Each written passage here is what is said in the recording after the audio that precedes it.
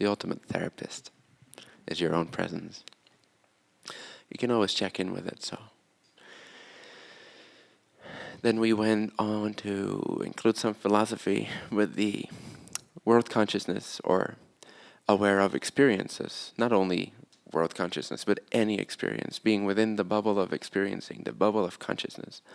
So we started to view awareness and its experience as this indivisible sphere of consciousness.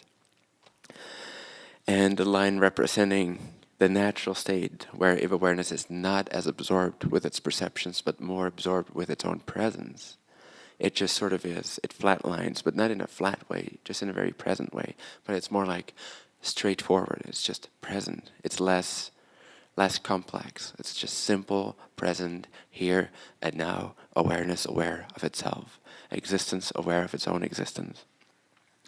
And then we dove into what's beyond consciousness. Because if consciousness is, if awareness, if existence exists, if it's present, then presence itself must have a source. Now that source, upon contemplation, reveals itself to be this indescribable, infinite, indefinable nothingness, infinity, beyondness, source. The source of all that is. Not even the essence, but the source of the essence of all that is. The source. You can never go beyond the source, you see. Because anything you can come up with is sourced by that same source, which you can't find, which is no particular thing, which is not even consciousness in that sense. So consciousness and experiences are the creation, are the reflection, are the desire, are the explosion, the Big Bang of infinity, wanting to experience itself in an infinite amount of ways, to be a representation of its infinity, which can never be defined, never be experienced, never be represented. And yet it wants to know itself, it wants to express itself, it wants to celebrate itself.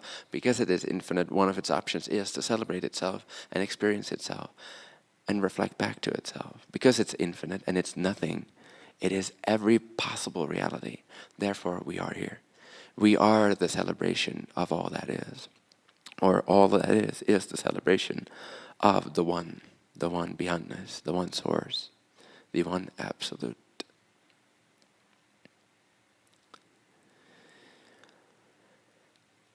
And again, we as the physical sort of human beings, not even just the physical, but we as individual beings are the fingertips of God. We are the fingertips of all that is. We are the edge of the universe. We are where life is expanding itself. We are the cutting edge, not just us. Like, it's not an arrogant thing. Oh, out of all the universe, we are the fingertips of God. No, every creature, like every consciousness that sort of learns about itself and develops and starts to consciously wake up and evolve. The fingertips, the extension, that's where it extends, that's where it expands upon its relationship to itself. And we delved into how the perfect peace of infinity and the emptiness of that and the fact that it sucks out the poison of I am this or I am that, or the sense of having to be present to presence all the time, having to be present to beingness all the time, and just sort of recharged by going beyond. In a sense, ignoring or just losing focus, allowing yourself to lose focus, to not be so obsessed with everything, to lose focus, and then to even lose focus on the fact that I am. To even lose that stable presence for a moment, to go beyond that, to take a peek into that infinite, vast emptiness, which holds all potential, but is itself not even a field of potential. It's whatever comes before the field of potential. It's just a source of any possible reality. And the peace that comes with that contemplation. And today we'll dive into the sphere of consciousness and how in our immediate relevant reality it operates, and how in our immediate future reality it operates. So things can get a little bit crazy. Shake up the bubble itself, expand the bubble itself. So.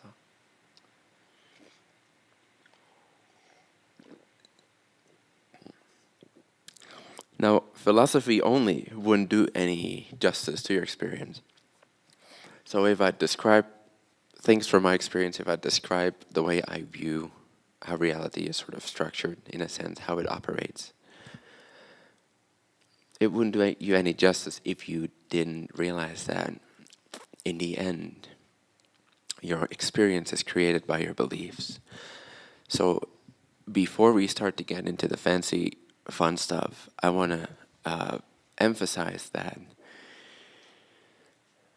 how we generally are raised, how we generally grow up to believe that we're not worthy. That basic core idea. Now, you may not be aware of it, and I don't want to say like this is definitely true for you. So if it's definitely not true for you, absolutely beautiful. But it can be very subtle. And today you will spot new ways in which you're sabotaging yourself based on ideas you've gathered in your childhood and onwards. So that basic core idea that I see coming back again and again in myself and everybody else in the society is the belief I'm not worthy. Now you can put anything after of. I'm not worthy of, ... Anything. It can be your dream, it can be the fact that you exist. Even some people feel unworthy of even existing. It can be, I'm unworthy to be myself. I'm unworthy to be enlightened. I'm unworthy to feel free. I'm unworthy to be happy. So that sense of inadequacy, that sense of unworthiness, that sense of deficiency is that core human in our society, is that core sort of raised collective conditioning that we all grow up with. So I'm just assuming that to a certain extent that is true for you as well. And I already talked a little bit about it yesterday, but one of the most liberating things as a creature, as a being, as a fingertip of God, is to realize that you are in fact a fingertip of God, and that nothing anybody ever tells you is more true than the fact that you are a fingertip of God. The liberation when you reverse the idea that what's truly beneficial from a spiritual standpoint is negative, which is what we've been taught, and what's unbeneficial from a spiritual standpoint is positive, which is what we've been taught. If you can reverse that process, that flow, then suddenly instead of that flow being consistently depressing, it will be consistently enjoyable. Upward, in a sense, metaphorically. You could say instead of being down and depressed, you'll feel enlightened, lightened up, lighter, awake, alive, enjoy, free. Free and freer, more and more self-permission to enjoy who you are. And the fingertip of God contains all the information of the whole body of God. Now the whole body of the One is all that is. So you as a creature are connected to and have access to all that is. All that is.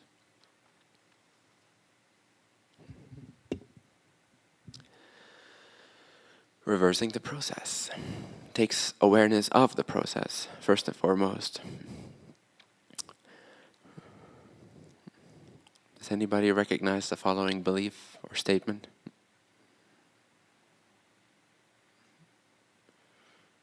God, there's so many. So many variations. And it's fun. It's difficult sometimes, but it's fun to return to your childhood and hear your dad or your mom say the exact sentence that you've now unconsciously believed in. That belief that you've adopted as your own. That says something along the lines of, if you are, not cloaked in these fancy words, of course, they would say it in different ways, in ways that are more unconscious. But basically what they were telling you is, if you ever truly be yourself, that is punishable by death.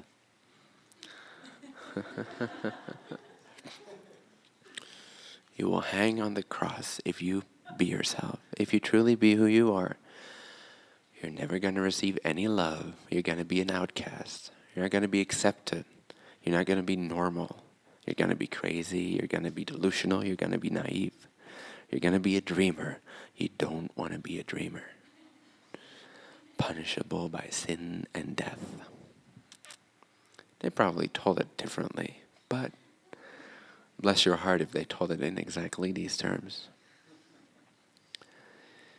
Mostly it's just like, oh, don't do that, or don't go there, or I want you to go here, I want you to go there. No, if you do that, no, that's terrible. What did you do?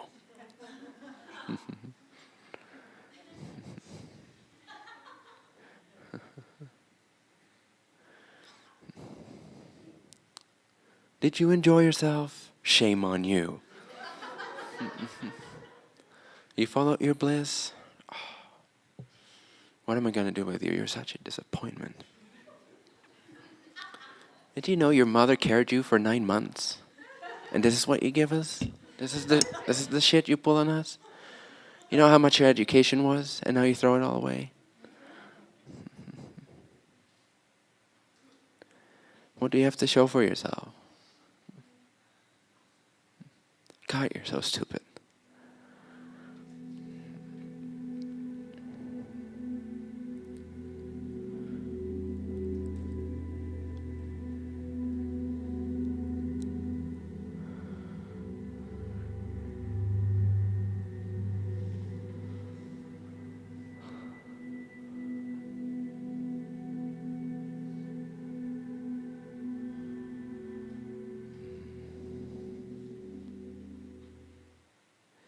That collective idea is so powerful, it's so strong. The idea by itself has no power whatsoever, but our society gives it so much power, gives it so much strength.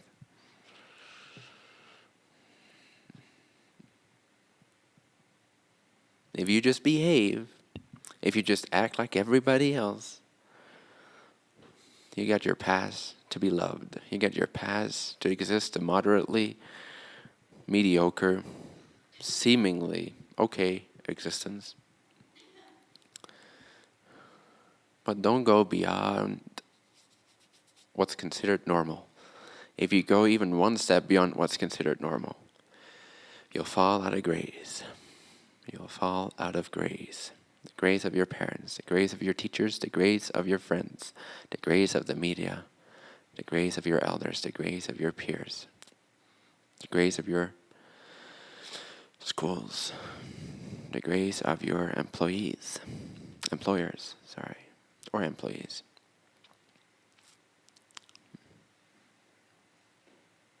But most importantly, mommy and daddy.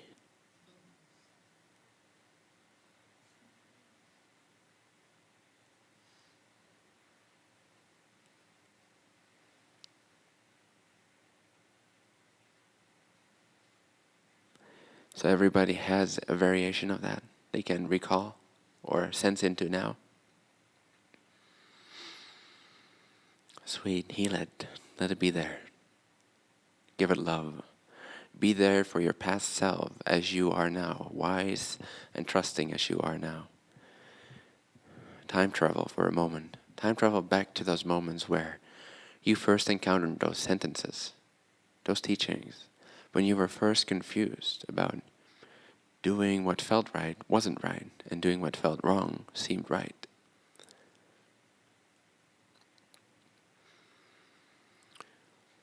Time travel, bring your present self, bring your present glorious spirit, your loving, understanding spirit.